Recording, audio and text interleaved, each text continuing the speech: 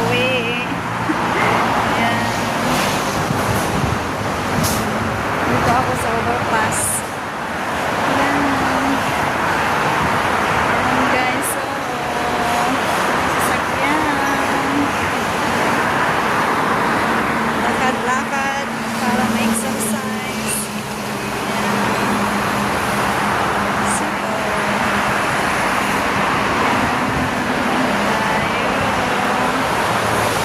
lakad tayo. Pauwi na ng bahay. Hininto na yung ulan.